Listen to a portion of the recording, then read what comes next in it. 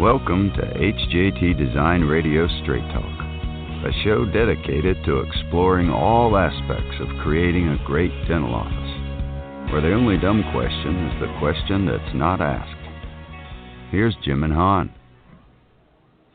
Good evening, Jim here, and along with me is my co-host Han. Han, good afternoon. Good evening. Good evening, Jim. It's going to be an exciting night. It is actually. Tonight's show is episode number 7, Lease or Own. So we're going to go over the particulars, specifically the things that you may or may not have thought about. If you're looking at making a decision whether should I lease or should I own, this could basically be something that if you're new, starting out your new practice, obviously there'll be things in here for you to listen to. If you're an existing practice and you're trying to make a decision, okay, do I stay where I'm at and continue a lease? Do I move to a new location and lease, or do I build new? So it basically there's quite a lot we can go over and talk about.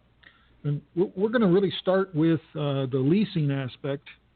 Now, Han, we've never really said that one is better than the other, do we? No, it's usually we lay it out so that way you have options. We don't push either, one way or another, because ultimately it's your personal circumstances, and being informed, having the information allow you to make, better decision to suit your particular circumstances. So, did I answer your question there, Jim? Absolutely.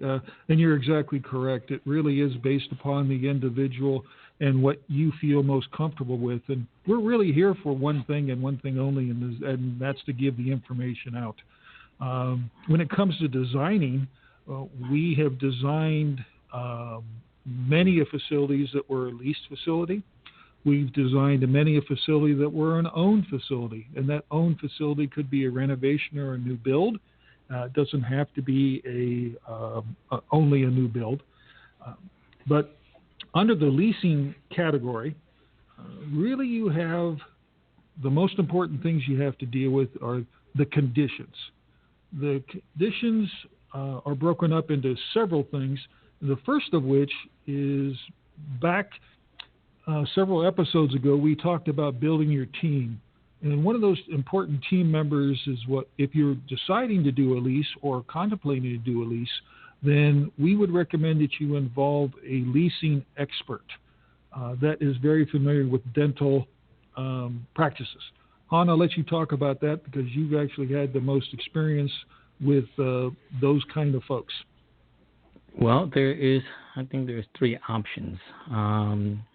If you've never done a lease negotiation, I would recommend you get professional help in a good way. Because, I mean, you can do, of course, there's a lot of resources out there that you can read on and say, hey, I'm pretty confident I can negotiate this myself. Some can do that well and probably with a lot more luck than others. But the 2 main options you have are either you go with a broker, a real estate broker, or a lease negotiator.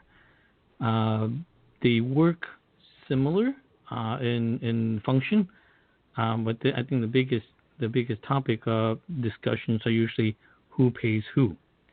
Now again, we're not pushing either or, because they both are professional with a lot of experience, a lot of insight, and both can do a great job for you. In terms of a real estate broker, they negotiate the lease for you. However, the way they get paid is they get paid by the landlord. I guess our attitude or our perception is usually the person who writes the check is the boss. So you work for whoever writes the check. In this case, if the broker gets paid by the landlord, then the landlord is ultimately, technically, is his boss, his or her boss. So the negotiation may be for you, but it may or may not be in the best of your interest. Okay? The lease negotiator, on the other hand, will work for you and answer to you. The way that my understanding is the way that one of my good friend George Bell explained is that a lease negotiator, it starts with the letter of intention. So what does the landlord want in terms of dollar for that space that he wants to lease, and that sets the parameter for the negotiation. So whatever the lease negotiator can negotiate at the signing of the lease, the difference between the two, a number, the starting number and the final number, and they get pay on a percentage of that. Of course, you never ask another man or woman how much they make. So I leave that discussion between the lease negotiator and you, the individual looking to lease the space. Again, they have years of experience. They know the language. They know what to look for. They know what to look at.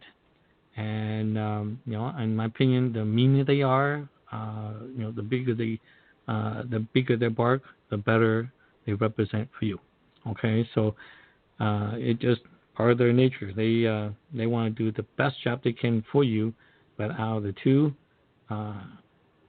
again, I'm not pushing one or the other, but I like to have control of the table. I want to be the boss, and so whoever I pay is the one that's going to represent me. Okay, and I'll leave it at that. The lease negotiator, as you pointed out, actually the incentive is for them to get that new lease as cheaply as possible for you, because their incentive is they make more money that way.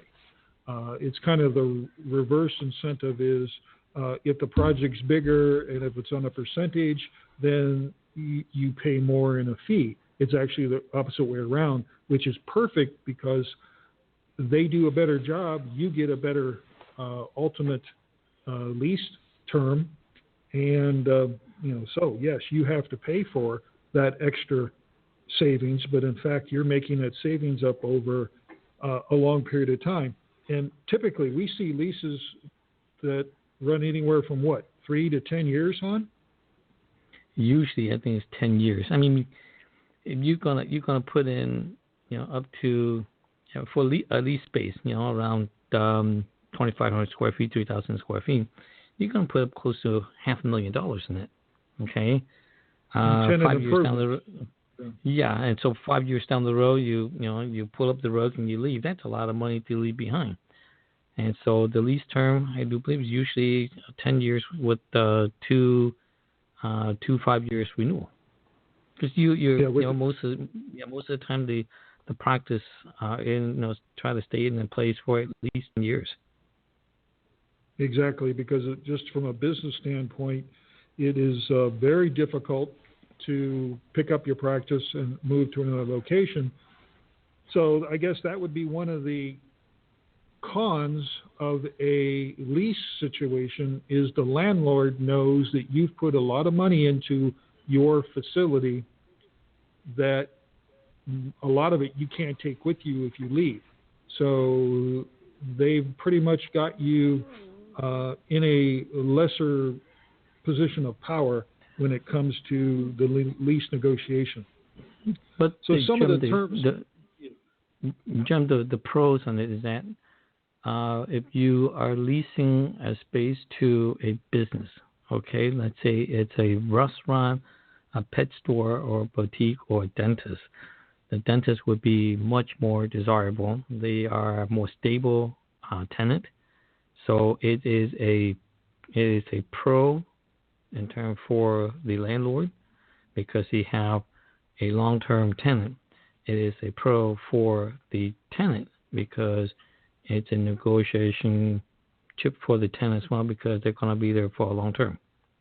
Yeah, use that to your advantage. Let the lease negotiator make sure that they let the landlord know that this isn't a lease that they're going to have to deal with for the next 10 years. You're looking at long-term investment, long-term steady lease, and that's what landlords want, because they're in the business of a business, and they either own or they have a mortgage on that particular property, and they love it to see, the bank lending institutions love it to see long-term leases for those properties, as opposed to a whole bunch of little short 1 and 2 and 3 year leases. Yeah, there's a very small percentage of dentists opening practice that go into default. So it's a very stable business or tenant to have. And that holds true for both leasing and buying or owning. Banks tell us all the time that they love to have dentists on their books because it's a very small percentage, as Hans said, that actually go upside down. And it's a great business model, and they like to take advantage of that. So you can use that as part of your negotiation as well. We'll talk about that a little bit more under your owning side is when you deal with your lending institution. But some of the other lease conditions that one would want to talk about, and your lease negotiator or yourself, whomever's doing it, is the term called triple net. Now, triple net is a nomenclature that has to do with the leasing or the business of leasing, and really is covering all aspects of of the facility. That includes there's things that have to be talked about. You have to talk about the proper insurance costs. There are taxes. There's both property taxes as well as another tax. No, it's just property taxes. Then there is insurances that cover the building and facility. Then there's utility bills. Sometimes the utility bills are included in what's called the triple net.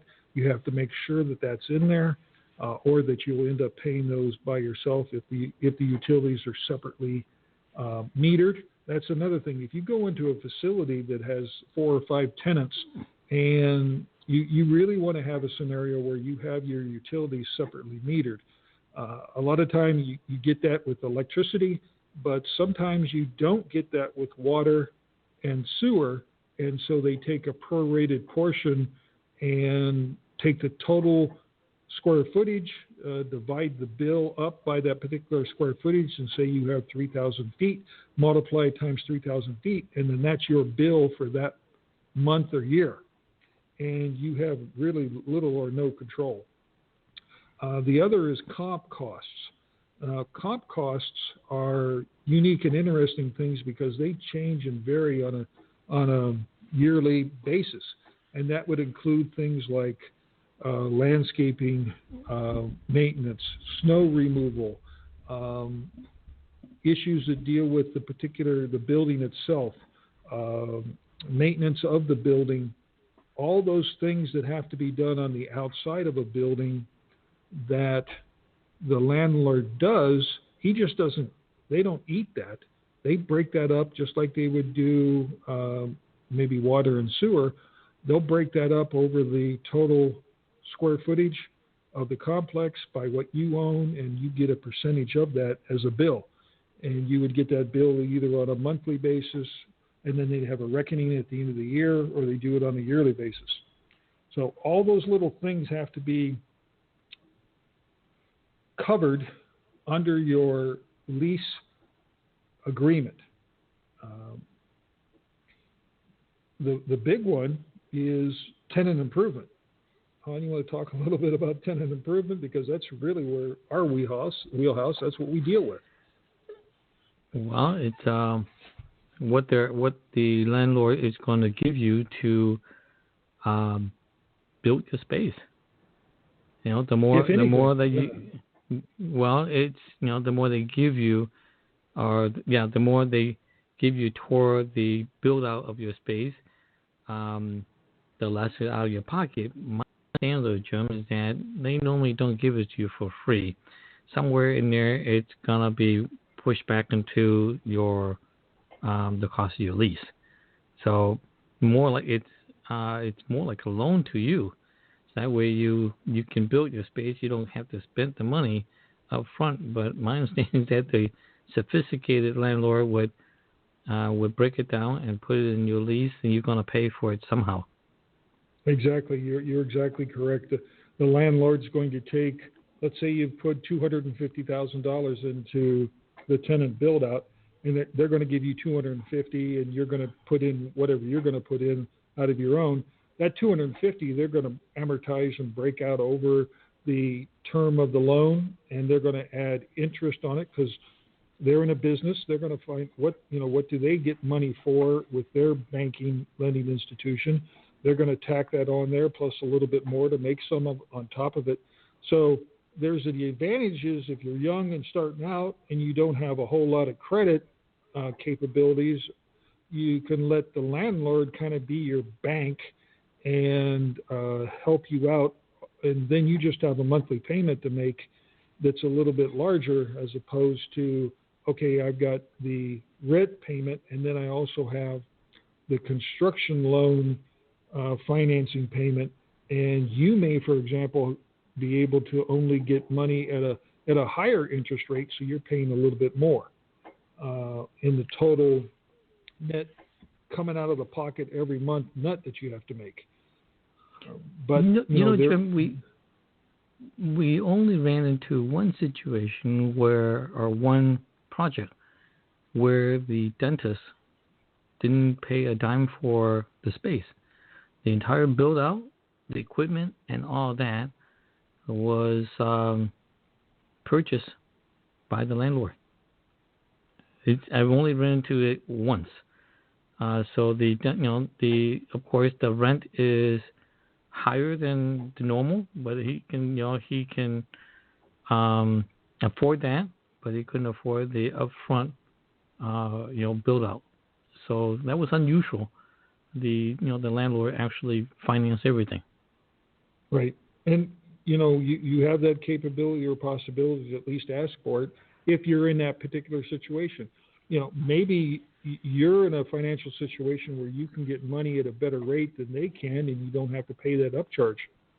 So, but bottom line is you have a landlord. That landlord is in charge of pretty much everything except for what it states in that lease. So you have to make sure that your lease document covers every aspect of what you want and what you would like to have happen. And then you've got to deal with them. We've had those scenarios, haven't we, Han, where we have great landlords and we have not so great landlords, and we've had clients that come in and say, my landlord is just a real jerk, and I want out of here so fast I can't say how fast I want out of here. And they move on to another particular facility because the landlord won't do things that they're supposed to do. You've got that constant stress, a fight with, take care of that sidewalk issue, or take care of the snow removal, or take care of this. The lights on the outside of the building are off all the time. My sign doesn't work. All those things that are out there that you have to deal with, you've got that on a kind of a daily basis that you have to hopefully not have to mess with, but it is a possibility. And so with the landlord scenario, you don't have any control. Jim, the other thing, I think, yes, it's true you can have some fantastic landlord, you can be with them for 10, 15, 20 years and no issue. I think the biggest gripe that I've read about, I have discussion about, is the tenant neighbor. You can move you can move into a space, and your neighbor is a florist. No big deal. Okay, the florist went out of business after 8 months, and the next neighbor is a tattoo parlor. Okay, or yet a Chinese restaurant. Okay. Man, Hey, you make me laugh. it's okay, all right. It's convenient. You go next door for lunch, okay, or dinner. But the problem is you have neighbors that that can drastically change the environment that you had leased. It could be a major impact. Major impact. Some of the biggest complaint about adjacency of, let's say, a tenant is a restaurant is smell, noise, insect, pests, traffic. So I think that's the number one, not the landlord. It's the number one is the tenant, the new tenant. So your lease, make sure that in your lease there is language that protects you from competition. So if you're the only dentist in the complex, make sure that the landlord, that you're protected from the landlord leasing to the next, to the next 2 or 3 tenant that are also dentists to compete with you, and things like that. So, yeah, I think your neighbor may create more issue for you than the landlord themselves, but the language of the lease should be to help you to protect your tenancy in that space for the durations of your lease and your options for extensions. And options are a very important part that you want to integrate into your lease, because let's say you negotiate a 5-year lease and then you have a couple 5-year options. That allows you to make a decision after 5 years. You can either terminate your lease and do something else, move some other location, build, whatever you'd like to do, or you can say, nope, I'm going to stay here and we're going to negotiate whatever that particular new rent is going to be. The same thing with, it could be a 10-year lease with a couple options over top of that. So always have the ability to be able to have options at the end of your lease, so it gives you the possibility, options to decide what you'd like to do. Because you never, it's hard to determine what you're going to do in 10 years from now. Jim, I've read a few discussions where, not everyone want to be a building owner. That's true. Okay, so again, every time that you relocate to a new location, it's going to affect your retention of patients. Okay, leasing limit you to the ability of expanding when you need to. So there of course there's everything has their pros and cons. Just as long as you do enough research, ask enough questions, so that you know what will work for you. So that would be another opportunity for an option. Let's say that you are going to lease 3,000 square feet today, but you're thinking, well, maybe 5 years from now, I want to have another 1,000 square feet. All right. The adjacent space hopefully would be one that you would have a option on. If and when it were to become available, then you would have the first right to be able to say yay or nay that I would like to take that and include that into my lease and expand my practice. So you want to have something in your lease agreement that talks about expandability and options on additional space, adjacent space. That is. Now, because the worst thing you want to do is move. The worst thing you want to do is move around within that existing facility, because all that tenant improvement you have, unless it's not bolted down, stays, and you got to spend the same amount of money again to go do it some other place. Sure, you can take your chair, you can take your equipment, but that's only a small part of what you have to put into a building to be able to actually turn it into a dental practice. Actually, you probably want to spell that out in your lease and have a full understanding what is it that you're going to leave behind. Because assuming that you brought it in, you bolted to the floor, bolted to the wall, you purchased it, therefore you can yank it out and take it with you. You can find yourself in a major legal mess. Jim, in terms of leasing a space, to pick out a space, I I see a lot of push for they call an end cap, which is the very end unit. When I look at that, there's a pros and cons to that as well, because we look at the technical aspect of the space. The pros and cons are a little different than exposure. Exposure is always more. The more exposure, the better you are, because you want eyeballs to look at, recognize you first. But in terms of giving you options for expansion and stuff like that, I would lean more toward a space that are sandwiched between, two tenant. So that way, when you expand, when you're ready to expand, and if one of them vacate, then your chance of expanding is better than waiting for only one tenant next door to you to vacate. So exactly, you double your odds. Yeah, weigh out your option too. But from a technical, thinking is that if you're sandwiched between two units and you're in a cold climate, you have two blankets, one on each side of you to keep you warm. Okay, so your utility is less than the guys at the inn that's exposed to the weather.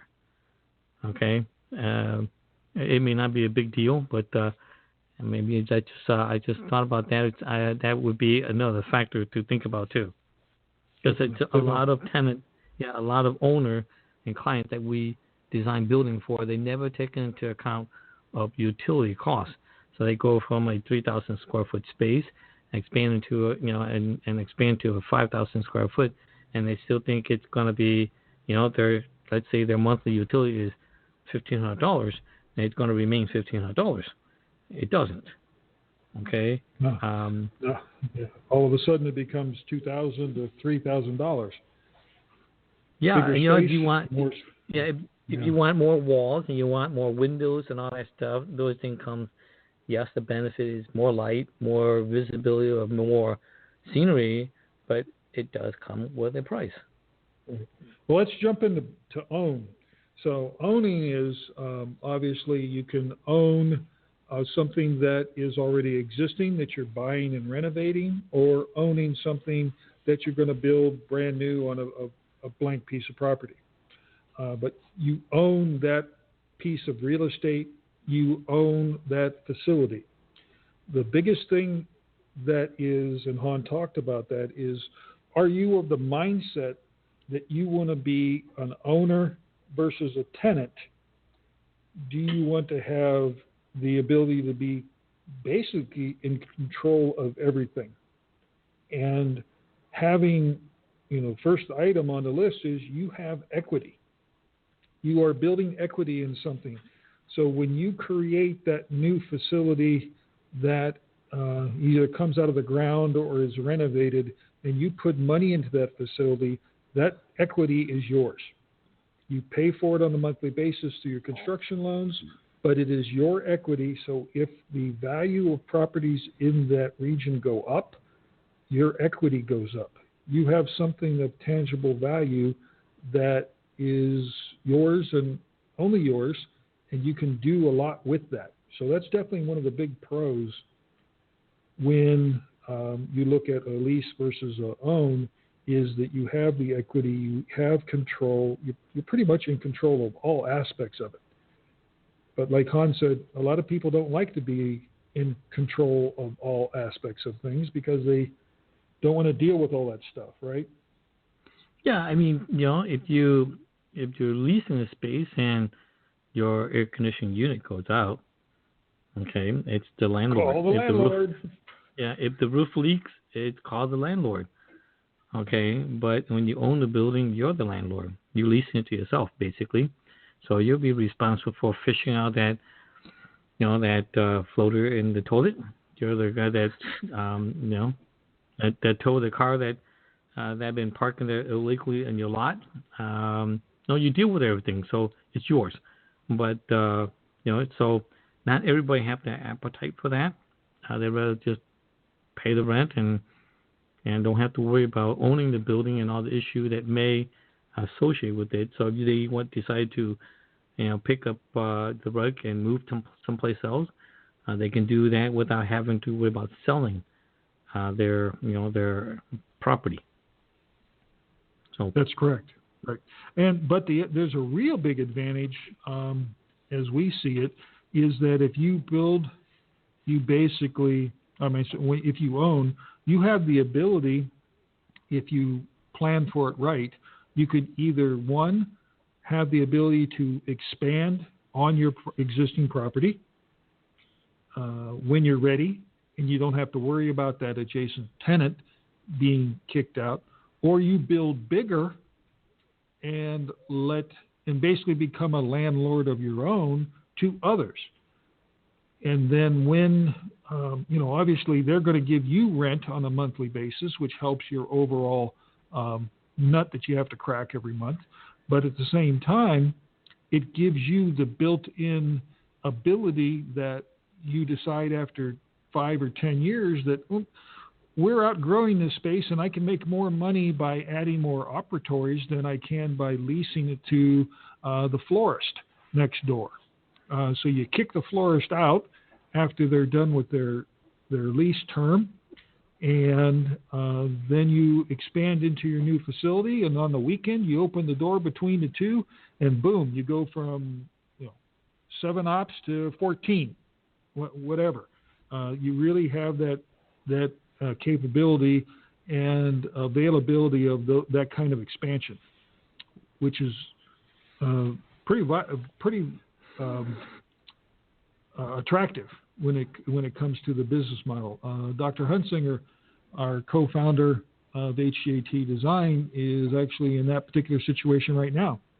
We're adding 2 more operatories onto his already existing facility, and he basically just ran out of chairs. And he have 12.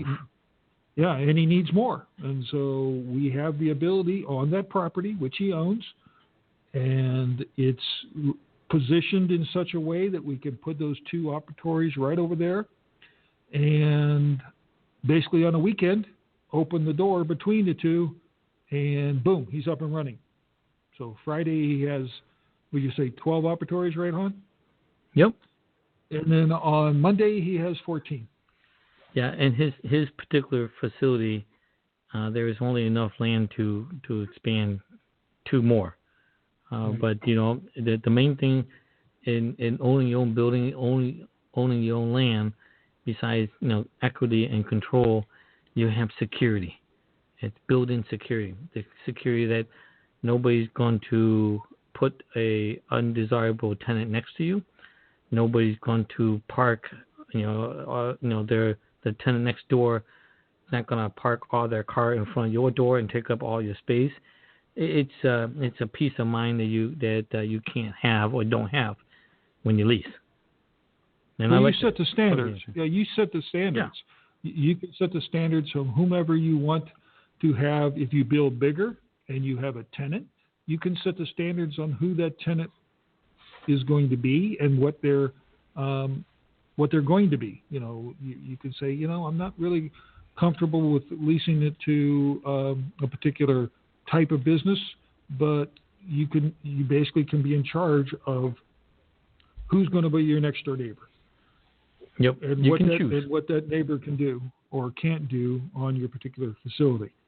So it is a matter of that you have the ability to grow, you have the ability to set your standards, but the big thing is you have the ability to pick your location. More so than a lease. Now, like Han and I first originally said, we don't favor one over the other. We're just trying to give you the facts.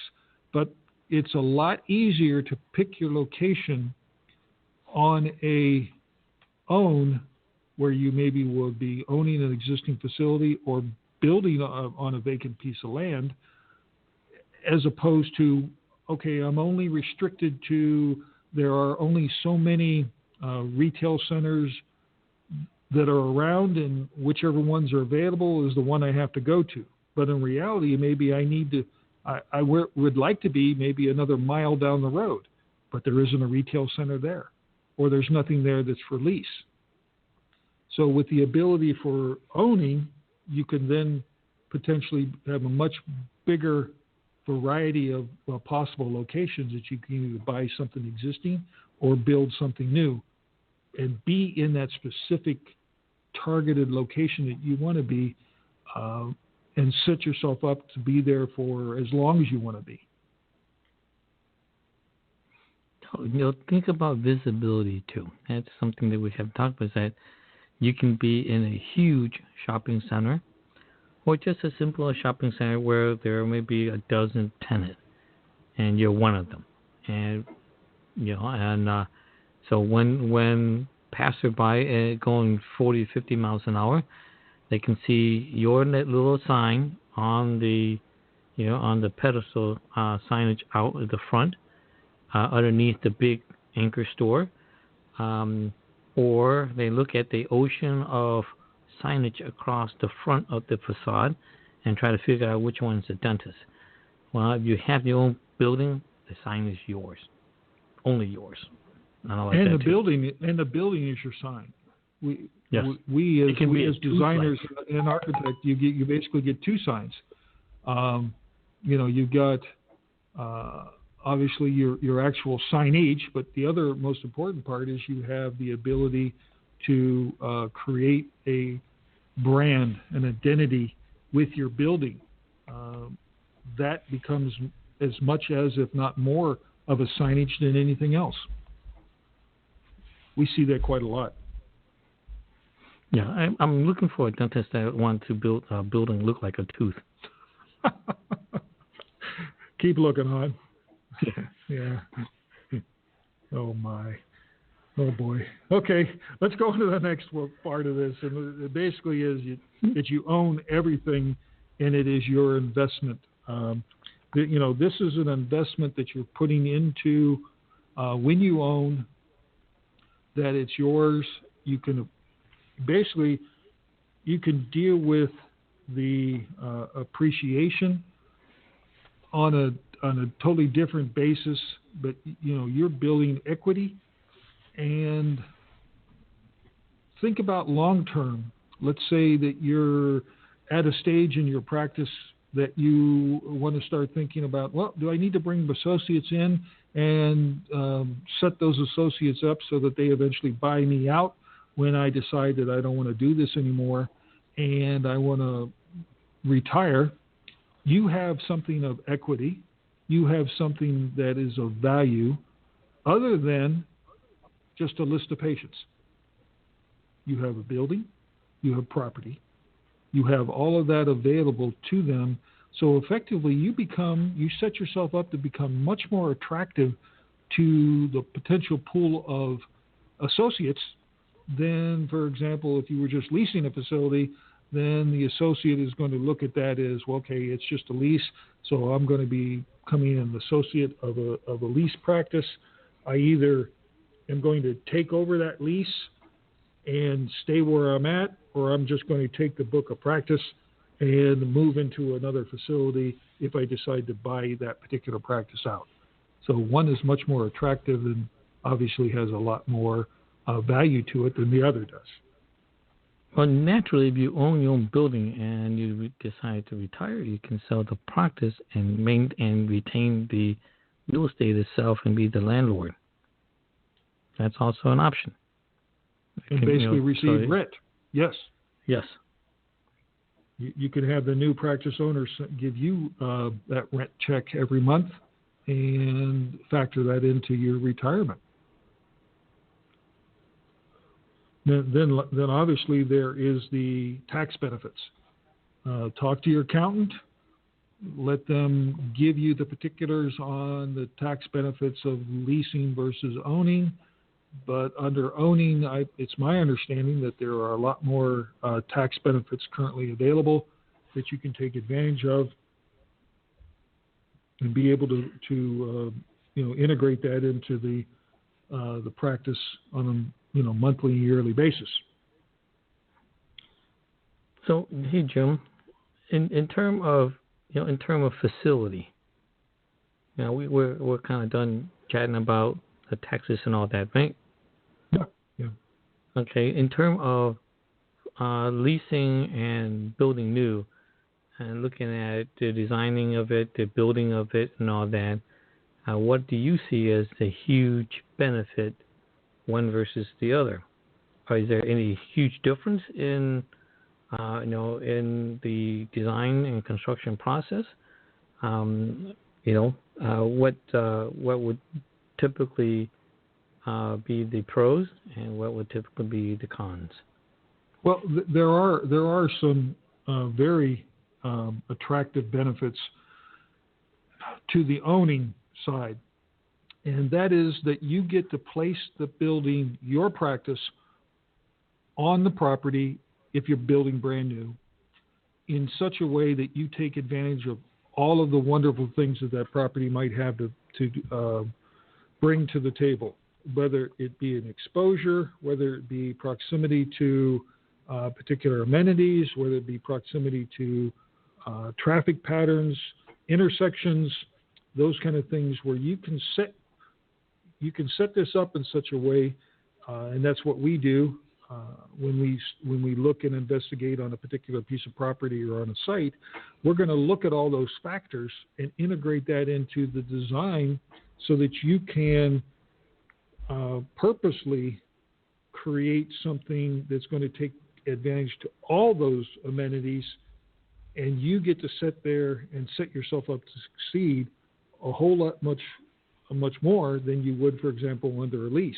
Under a lease, a lot of those options are not available to you. You're there. You're within that lease space somewhere.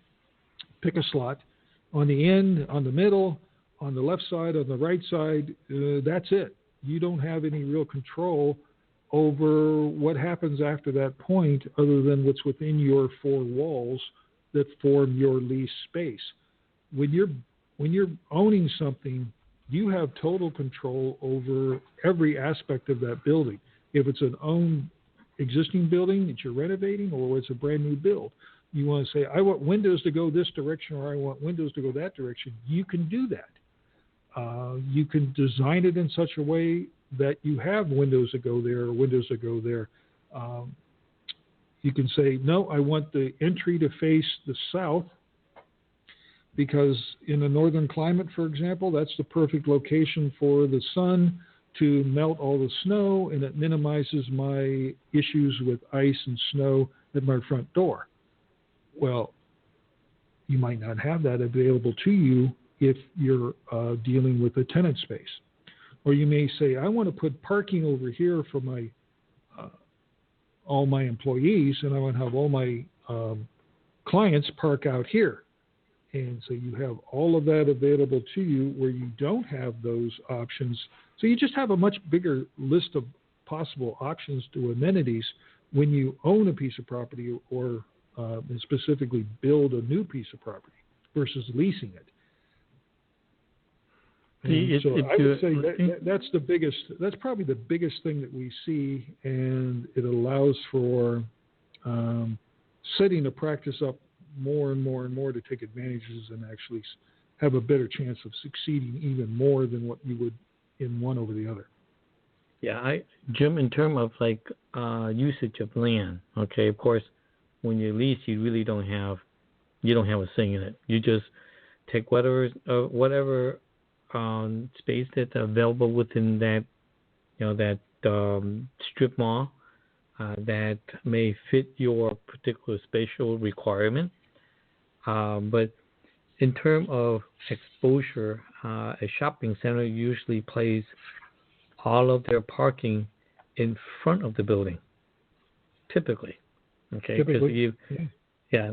because they want to let the passerby know that they're busy, that they look at all that oceans of cars, come on in. And then so if you're in that type of lease space, you are a good distance from the main road. It's a little harder to pick you out from your neighbors. When you build new, typically building owners, they want the building to be seen. So often the parking is kind of hidden. It's in the back, and the building is close to the road, so that way you get the most exposure. That's I've done plenty of shopping complex and layout, and And that is the two physical features I see. They go through basically the same type of regulatory requirement. Of course, in your lease, you still have to deal with the zoning a lot less. When you build new, then you go through a lot more. But in terms of construction and stuff like that, you deal in leasing. You deal usually strictly with just the inside, and of course, you have a lot more fun when you deal with a from the ground up structure. Much more fun. That's why we call it.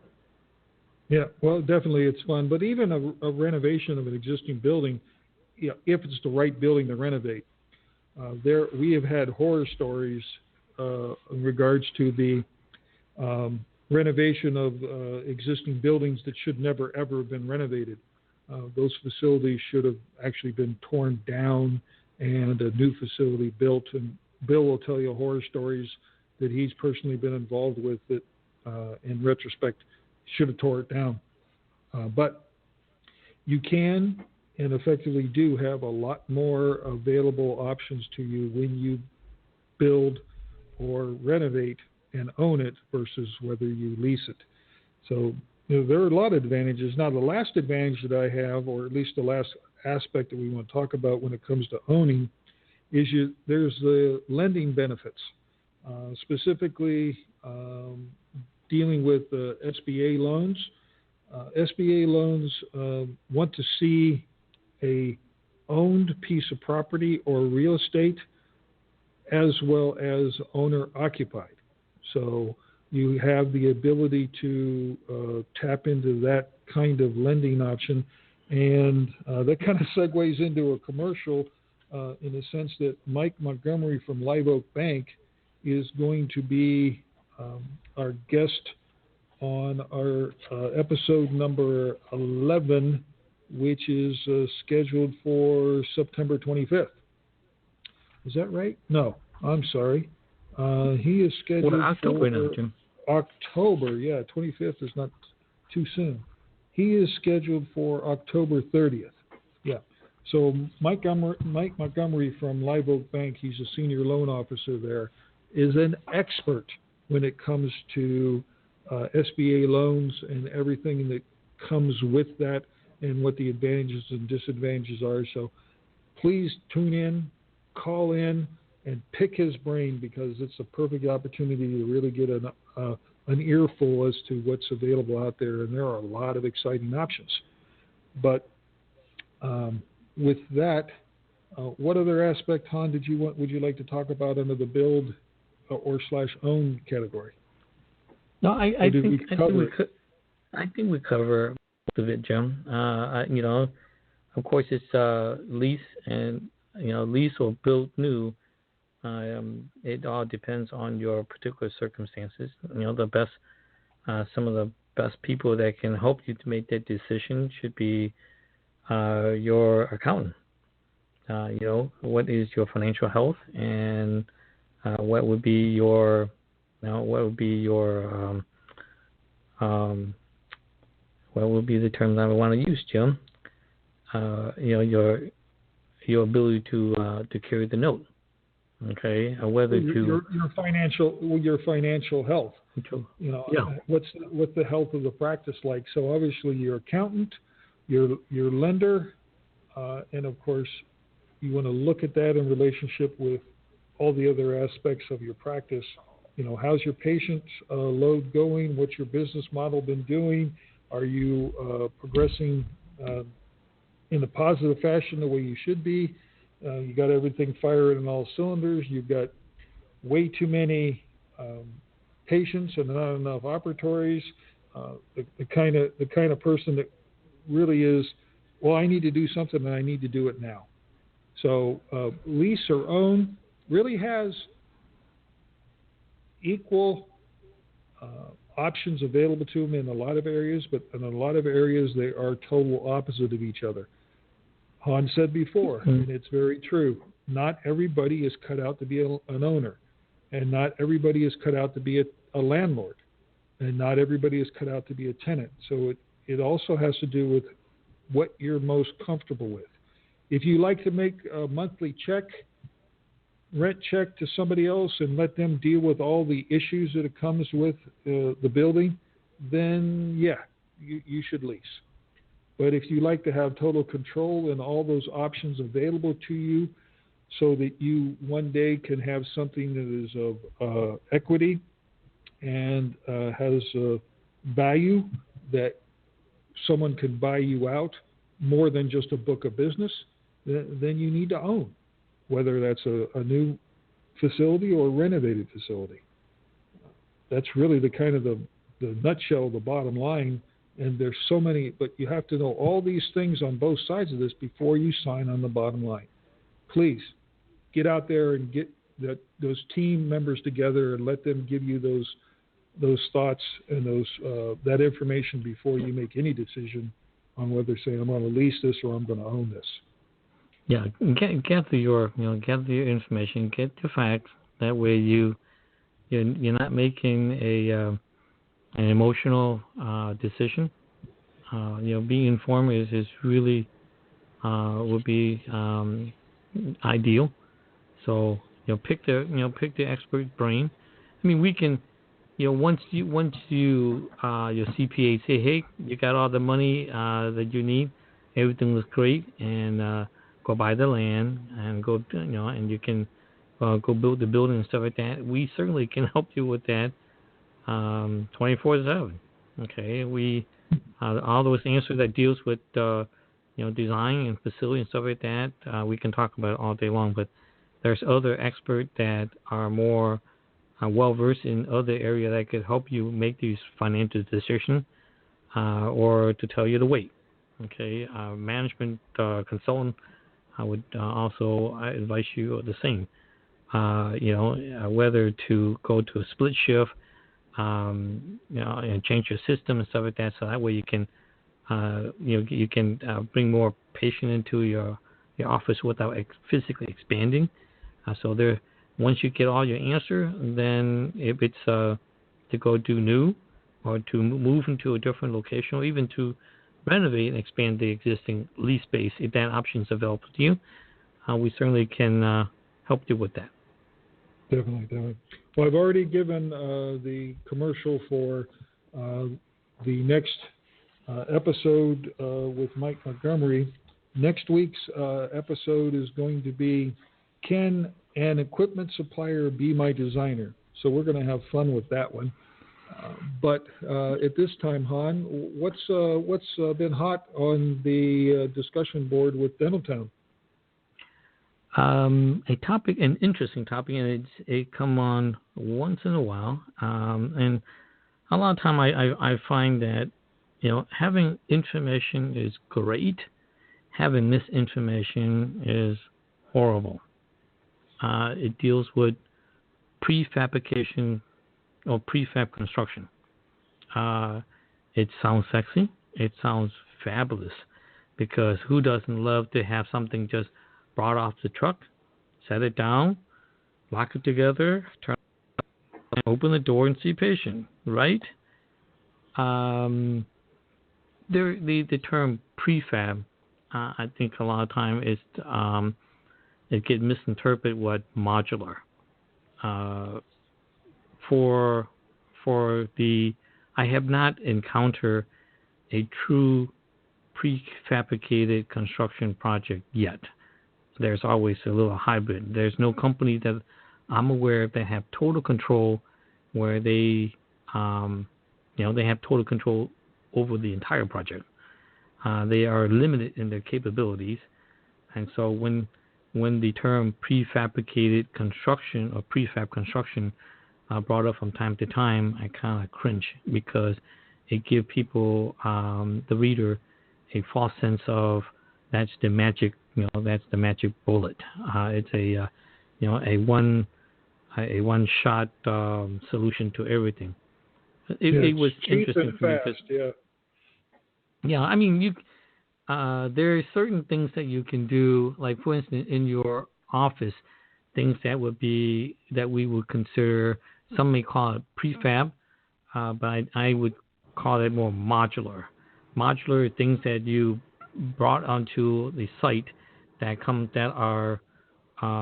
have multiple components that look the same. Okay, and you put them together, and you have it's almost like a Lego system. Prefab is bringing it. It's built to the point where all you have to do is do a final touch-up, a paint, and you put it down, and you put on a piece of trim, and you turn on the light. Okay, so prefab is a lot more, how should I say, a lot more finished than modular. Modular to me is more a component. So when the term prefab construction, there was a company called DIRTT that was discussed in the last couple of days on Dental Town, and it was presented as a prefab construction. But when you're involved in the design field, I relate that to very much to like your what we call it, movable walls or demountable walls, and I think that's like the movable or demountable wall was the grandfather of the system they use now. Of course, it's more sophisticated. It has more amenities, more utilities, but it's similar to your open floor, open office floor concept, where you have those work cubicles. Those cubicles have grown up to become this type of wall system. So it's still a very limited capability because it only deals strictly with the interior of a space of a building that's already in place. Okay, right. So from a dental standpoint, you're saying that prefabrication versus modular. Prefabrication could be equated to panelization. Yeah, you basically panelization is different. Panelization has to do with the exterior walls potentially and interior walls. You can do both. Yes. But prefab means that it's built off the site, brought to the property, finished or as finished as possible, and physically placed into its location. So I equate that to a mobile home or a double wide. Where you build the whole thing. You build the whole thing off-site in a factory, bring it over, slap the two pieces together, and you've got yourself a finished facility. Yes. Kind of like we've all seen those modular buildings that they have in schools for classrooms. Very much like that. Yeah, where you have those modulars that are brought in, they're built in factories, they're brought into place, dropped on a foundation, and they can open the doors in that kind of quick fashion. But from a dental standpoint, we've not ever seen that happen. And I can't see... Yeah, we have not. Yeah, and I can't see the rationale. I can see the desire. The desire is, well, it's cheaper and faster because you don't have to deal with all the stuff on the outside, and you do it in a controlled environment within a factory. But to be able to create a dental facility like that, I don't see the practicality of that happening. I would see the practicality potentially of if you were doing a ton of operatories, that you could actually create those prefabbed, modular, and drop those into a facility. But then that would only make sense if you're going to, be doing, dozens of operatories. So, for example, if we had a school or something like that, where you would have 25 or 30 operatories, then it makes sense to do that, as opposed to trying to do it out in the field. But from a building standpoint, you can't move buildings that size. You have to break them up into pieces. Yeah, I mean, I'm engaged in a conversation with the local rep because I look at there's everything has a viability in application. Okay, so if you have modular wall or demountable walls, and that's what I think the industry is more familiar with the term. Modular wall would be walls that we can move, very much similar to what you have in convention center. It's on a track that you can move. Demountable means that you can take it down. Okay, intact. And you can. Yeah, intact. You can. So you have a full wall that has all the particulars in it. You slap it down into a particular location. So let's say you're doing the head wall of an operatory. You theoretically could do that out of a demountable wall, prefabricate that off-site, but then I'd ask the question, why would you want to do that unless you had dozens of them? You lose, actually, in this particular application for this particular company, and I think it's true to a lot of companies of such, is that you lose the flexibility of customization. You lose the ability to react if some mishap happened in the field. So the component is designed in the factory to spec, to size. So when you build the exterior of the building, and it's a little off for any reason, the whole system has that domino effects. It's not a conventional wall assembly for you to have plumbing and other utilities. In fact, they rely on the ability to ship it. So things that are rigid, such as copper piping, cannot be put into the wall components. There is, based on their videos and stuff like that, it's not truly modular in terms that they bring out the panel, they put it up, and they attach. There's a lot of issues that associate with dental offices that are not typically found in commercial office, like a architect's office or a insurance company. You have a lot more plumbing, so it's not isolated to just the bathroom and the kitchen. You have medical gas. You have utilities. There's an extensive amount of utilities and technology that need the flexibility. So to truly go with modular, it's a lot of coordination and a lot of maybe the vendor have to have special components that specifically cater to the dental industry. I've seen their video, but I have not seen a true application that we typically can compare with conventional plumbing. But it's a big topic to discuss in a few minutes. Well, absolutely, and it actually leads into another potential topic, and that is the systems that are available for the exterior of the building. And I talked a little bit about panelization. Well, panelization is a scenario where you theoretically can build portions of your exterior wall in a factory, bring them to the job, and set them up. Now, not all of them have the ability to be completely finished, but it can be, and you can have. There's a lot of types. It can be done out of metal studs. It can be done out of wood studs.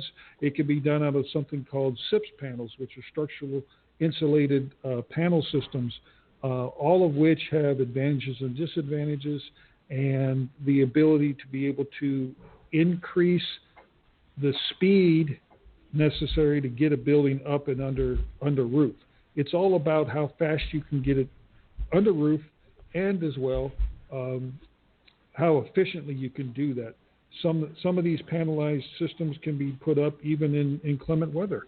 You don't have to worry about rain or snow or those kind of things. So that's just another whole interesting discussion, and we've actually got a project over in Chicago area right now that is a SIPS panel system, and a pretty large facility.